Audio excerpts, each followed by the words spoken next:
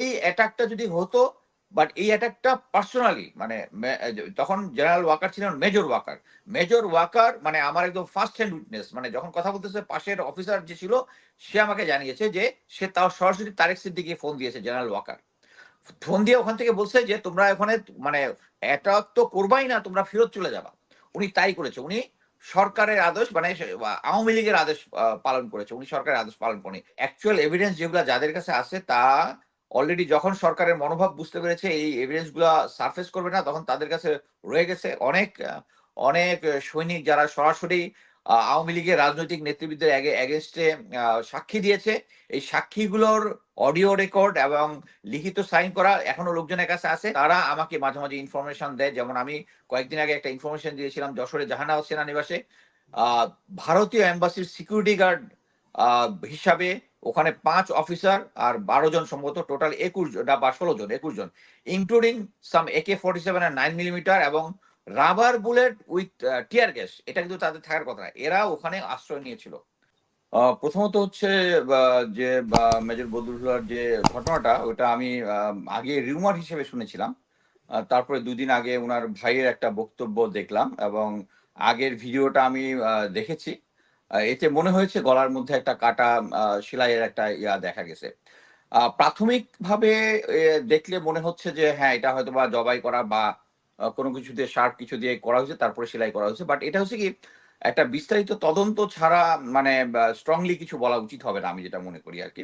এটা আমার মনে হয় যে সমস্ত ওখানে ক্লু দিয়েছে, ওখানে যেহেতু আ আ সরাসরি ওখানে ইয়ারা ছিল, মিডিয়া ছিল, যে টাইমটায় বলা হয়েছে লাইট অফ হয়ে গেছে, তারপরে ২ টা কালো গাড়ি প্রবেশ করেছে এবং ওই সময়কার যে জেল অ্যাডমিনিস্ট্রেশন যারা ছিল তাদেরকে জিজ্ঞাসাবাদ করে ওইটার ব্যাপারে ডিসিশন নিতে হবে। আমি প্রাথমিকভাবে মনে করি হয়তোবা এই ঘটনাটা সত্য। আর আমরা শেখ হাসিনা সম্বন্ধে আ অনেকেই যে আমার ফাঁসি চাই বইটা পড়ে আ অনেক ঘটনাই মনে হইছে যে একটা নারী এরকম কাজ কি করতে পারে? বাট এই বর্তমানে এই আন্দোলনের পরে উনার যে সমস্ত আসল চেহারাটা আমরা দেখেছি তাতে এখন আমরা কনভিন্সড অ্যাকচুয়ালি উনার দ্বারা সবই সম্ভব।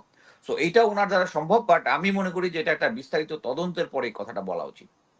আর সেকেন্ড হচ্ছে BDR mutiny. BDR mutiny is a big issue. এটা নিয়ে মানে আমি অলরেডি 4 পর্ব এটা নিয়ে লিখেছি। আমার প্রাথমিক তদন্তে যেটা আমি বুঝেছি এটার পিছনে ভারত এবং আওয়ামী লীগ সরকার ২ জনের একটা বোথ জয়েন্ট ভেঞ্চারে জিনিসটা হয়েছে। ভারতের একটা বিগ প্ল্যান ছিল। যে প্ল্যানটার হয়তোবা হাফ আওয়ামী লীগ সরকার জানতো, হয়তোবা শেখ হাসিনা পুরোটা জানতো। তারা আমি যেটা আমার তদন্তে যেটা আমি পেয়েছি সেটা হচ্ছে যখন 1/11 এর সময় যখন সেনাবাহিনী বিভিন্ন রাজনৈতিক নেতা-নেত্রীদেরকে তাদের বিভিন্ন করাপশন-টরাপশন কেস সামনে নিয়ে আসলো। এটার কাউন্টার হিসেবে তারা চেয়েছে যে সেনাবাহিনী আ করাপ্টেড লোক ওই যে ডাল ডাল চা একটা বা আ ডা ডাল ডাল চালের চালের একটা বিদ্রোহ।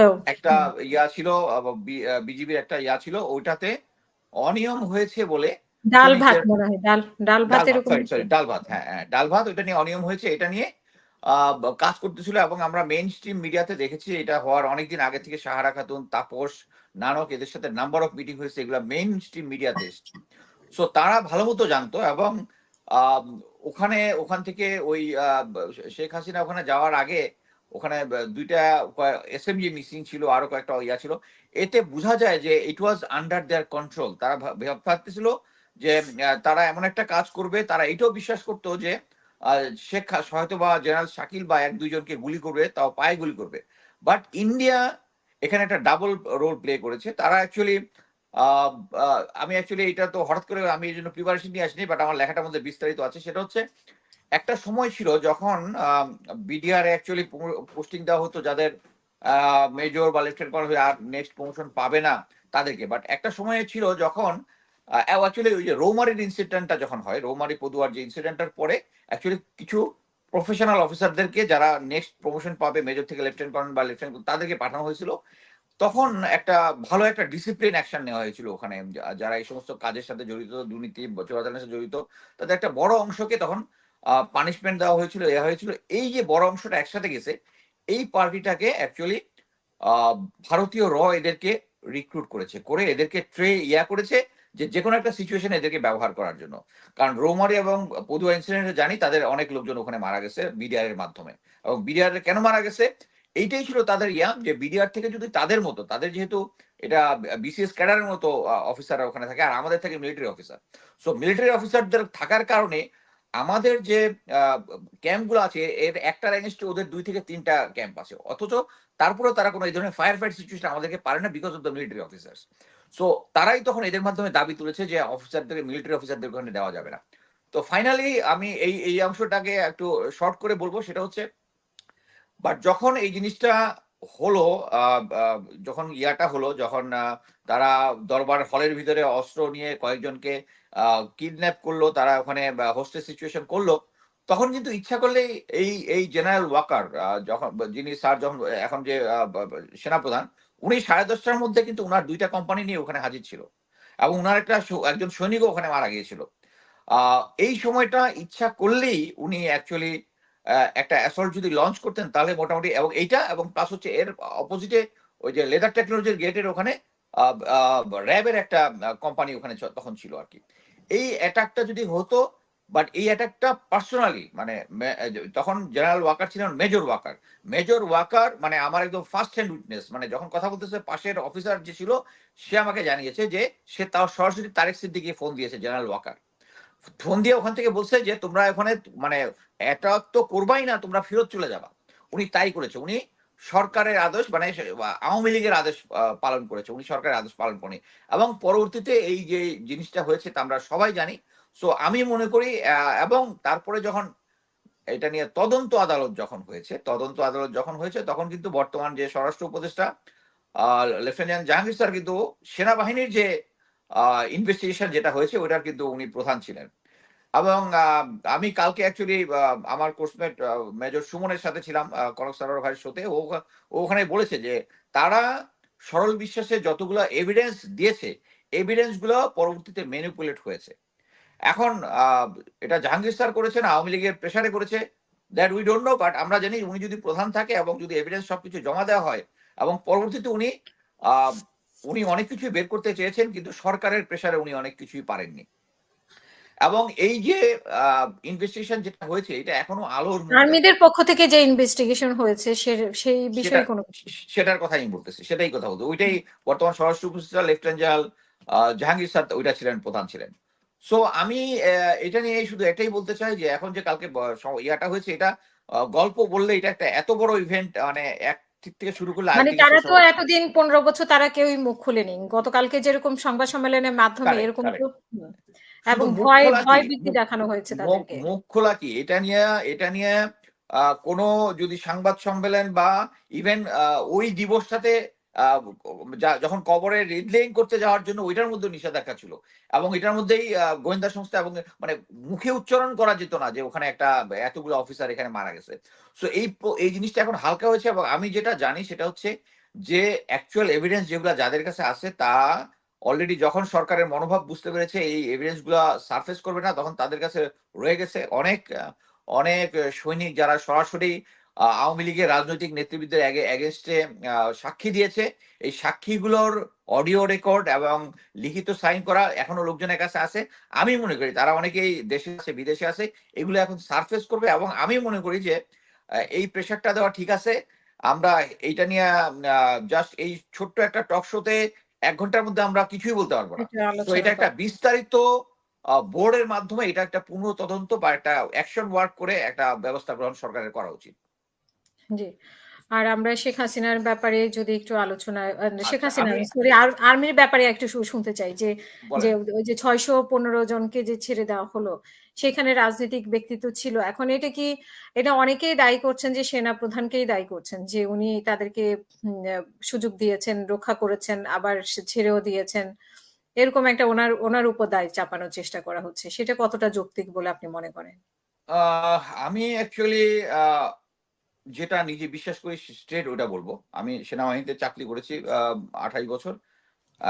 বাট আমি প্রতিজ্ঞাবদ্ধ যে আমি সত্য থেকে বিচ্যুত হব না। আমি যা নিজে বিশ্বাস করি ওটাই বলবো। আমি মনে করি যখন ৫ই ইয়ার পরে, মানে ৫ তারিখের পরে যখন শেখ হাসিনা আ যখন পালিয়ে গেল, এর আগে যেটা হয়েছে আপনারা জানেন যে এর আগে স্পেনে যাওয়ার একটা প্রোগ্রাম ছিল শেখ হাসিনার, একটা বড় দলবল নিয়ে, প্রায় 200 জনের মতো এন্টুরিজম নিয়ে। এবং এই তার যে এন্টুরেজে যারা ছিল ইম্পর্টেন্ট ব্যক্তিবর্গ সবাই পাসপোর্ট জমা দিয়েছিল। পাসপোর্ট জমা দেওয়ার পরে তারা তো কেউ জানে না, হঠাৎ করে শেখ হাসিনা চলে গেছে। এই এই বড় মানে 200+ যে লোকজন, এদের পাসপোর্ট ওখানে রয়ে গেছে, তারা পাসপোর্ট পায় না এবং তারা ডিসপার্স হয়ে গেছে এবং দেওয়ার ইন প্যানিক। পাসপোর্ট না থাকলে তারা বিদেশেও যেতে পারতেছে না। সো হুম। এরকম একটা সিচুয়েশনে যার যার লোকাল, আমরা সবাই জানি যে আহ, সেনাবাহিনীর উচ্চ পদস্থ অফিসার যারা আছেন, general and above, even brigadier general above, তারা সবাই রাজনৈতিক কন্ট্যাক্ট বজায় রাখতেন। সো যার যেটা কন্ট্যাক্ট আছে তারা ওখানে কন্ট্যাক্ট করে ক্যান্টনমেন্টের ভিতরে ঢুকে গেছে। এবং আমি যেটা বুঝি ওয়াকার স্যারের এখানে কোনো কন্ট্রোল ছিল না। উনি যখন পরবর্তীতে এটা ওনার কাছে তো অবশ্যই ইয়ে আসে, ওনার গোয়েন্দা সংস্থা আছে, অবশ্যই এটা আপডেট দেয় এবং আপডেট উনি নিয়েছেন। নেওয়ার পরে যখন দেখলেন এই জিনিসটা পাবলিকলি আউট হচ্ছে, ইনফরমেশন গুলো পাবলিক থেকে আউট হচ্ছে যে এখানে আছে ওখানে আছে, এটা নিয়ে সোশ্যাল মিডিয়াতে লোকজন কথা বলছে, তখন উনি এই স্টেটমেন্টটা দিয়েছেন। আমি মনে করি যে এটা উনি আগের থেকে জানতেন। উনার যদি আহ সহি নিয়ত থাকতো, আমি বলবো সহি নিয়ত থাকতো, উনি যেহেতু আওয়ামী ফ্যামিলির মানুষ, উনি পরিস্থিতির প্রয়োজনে শেখ হাসিনাকে উনি একজন ধার্মিক এবং মেন্টালি, আমি যেটা শুনেছি উনি এই যে ছাত্রদের যে সরাসরি কিলিং হচ্ছিল এটা উনি নিতে পারতেছিলেন না।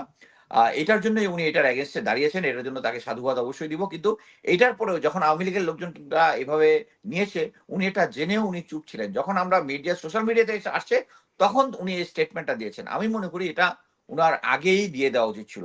এখানে আমি অনেকগুলা তথ্য, যেহেতু আমি সেনাবাহিনীতে চাকরি করেছি, সেনাবাহিনীর লোকজন সাথে আমার এখনো যোগাযোগ আছে, যারা এই সরকারকে, এই ফ্যাসিবাদ সরকারকে অপছন্দ করে এবং তাদের বিভিন্ন কার্যক্রম পছন্দ করে না, তারা আমাকে মাঝে মাঝে ইনফরমেশন দেয়। যেমন আমি কয়েকদিন আগে একটা ইনফরমেশন দিয়েছিলাম যশোরে জাহানাবাদ সেনানিবাসে ভারতীয় এম্বাসির সিকিউরিটি গার্ড হিসাবে ওখানে 5 অফিসার আর 12 জন, সম্ভবত টোটাল 21 জন, ইনক্লুডিং সাম AK-47 আর 9mm এবং rubber bullet with tear gas, এটা কিন্তু তাদের থাকার কথা না। এরা ওখানে আশ্রয় নিয়েছিল এবং গত কালকে 17 তারিখে ভোরবেলা এরা চলে গেছে। তখন আমি যখন এটা পাবলিকলি একটা পোস্ট দিয়েছি, তারপরে তারাও একটা প্রেস রিলিজ দিয়েছে যে ভারতীয় মানে অন্য অ্যাম্বাসির কেউ এখানে ছিল না। বাট জিনিসটা হচ্ছে, এটা হচ্ছে কাভারিং আপ। আমি আর একটা জিনিস বলি, আমি বলেছি যে জেনারেল জিয়াউল হাসান, বা জেনারেল বলতে আমার লজ্জা করে যে তার নামের সাথে জেনারেল বলাটা, তার বাসায় বাংলাদেশি টাকা 923 কোটি টাকার মতো ফরেন কারেন্সি পাওয়া গেছে। আমাকে কিন্তু কেউ বলতেছে না যে আমি যেটা বলছি এটা ভুল। আমার মানে হুম। যারা সরকারের লোকজন আছে তাদের সাথে আমার কথা হচ্ছে ভুল, কিন্তু এই তথ্যটা কিন্তু পাবলিক হচ্ছে না। আবার হ্যাঁ। বলতেছে না যে এটা হবে না, কারণ আমি যেটা জানি এটা পুলিশ এবং গোয়েন্দা সংস্থার সামনে। সো এই যে আর্মি একটা লুকোচুরি খেলা দিচ্ছে, এইটা অ্যাকচুয়ালি আমার থেকে শুরু করে সবার মনে একটা সন্দেহের উদ্রেক দেখা দিচ্ছে যে শেষ পর্যন্ত এটা কি হবে। উনি কিন্তু এখনো যে সমস্ত অফিসারদের এগেনস্টে খুন, গুম খুন থেকে শুরু করে আয়নাঘর এগুলোর সাথে জড়িত, উনি কিন্তু এখন পর্যন্ত কোনো অ্যাকশন নেন নাই। উনি শুধু পোস্টিং অর্ডার করেছেন। এখন যদি বলেন যে এই মুহূর্তে উনার কি করার আছে, অবশ্যই করার আছে। সেনাবাহিনীর একটা আইন আছে, section 55, violation of good order and military discipline. এটাতে যে কোনো পরিস্থিতিতে, যে কোনো সিচুয়েশনে, হ্যাঁ, এটা আরেকটা ক্লজ আছে যে হ্যাঁ, যদি তাদের এগেনস্টে মামলা দায়ের হয়, মামলা দায়ের হওয়ার পরে তাদেরকে হয়তোবা ফোর্স রিটায়ার্ড করে তাদেরকে ওই মামলার আসামি হিসেবে তাদের সিভিল প্রশাসনের কাছে তুলে দিবে। কিন্তু উনি এখনো এই যারা গুম খুন থেকে শুরু করে, উনি কিন্তু দে আর রিটেনিং ইন আর্মি, তাদের শুধু পোস্টিং অর্ডার চেঞ্জ হয়েছে। উনি ইচ্ছা করলে সেকশন 25 এর আন্ডারে কিন্তু তাদেরকে প্রসিকিউট করতে পারেন এবং এটা ওনার পুরো জুরিডিকশন আছে। উনি একটা ট্রাইব্যুনাল গঠন করতে পারেন, করে তাদেরকে ওই সেকশন 55 এর আন্ডারে যদি 3 বছরের উপরে জেল হয়, এবং এগুলো সবকিছু হচ্ছে প্রমাণিত। এখন ডিজিএফআই তে কারা ওখানে ছিল 2009 সাল থেকে পর থেকে, এটা আমরা সবাই